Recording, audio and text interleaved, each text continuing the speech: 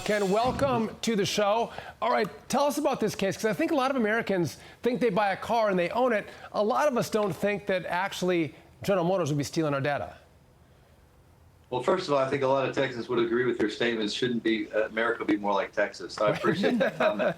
But this is a pretty simple case. We believe that General Motors collected data without telling consumers. It was not disclosed by getting involved in their OnStar program, and they created commission systems for the dealerships to encourage more people to be a part of that. But they did not disclose that they were collecting driving data, including how fast you're driving, whether you're night driving, whether you're making hard turns, hard brakes, whether you're using your seatbelt. All of this information was collected, and then it was sold to various companies, including insurance companies. And you can imagine what happened when insurance companies got this data.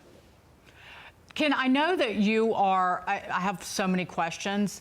I know that you're also investigating other automobile manufacturers for the same, well, spying and selling people's data.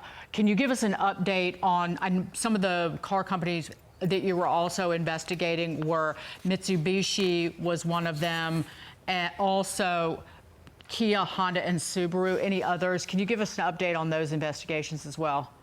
Yeah, we're actually looking at more than that, but you've definitely hit some of the ones we're looking at. There are many car manufacturers that have employed the same practices, and the downside is exactly what I suggested, that consumers unknowingly are providing this information that causes then their insurance rates to either go up or they end up being terminated.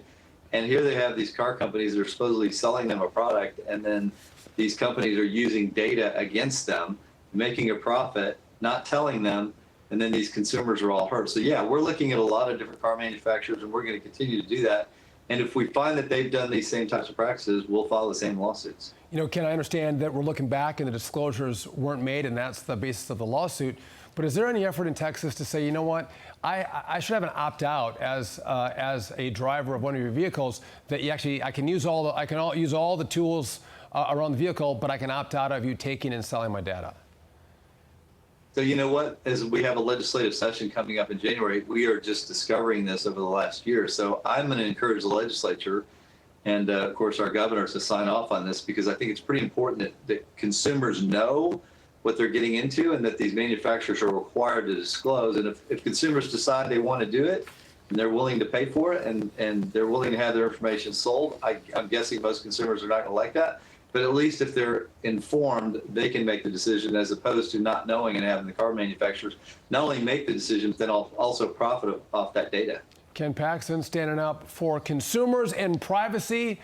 Great work, and thanks for being on The Bottom Line. And you're right, we love Texas. Thank you, AJ. Hey.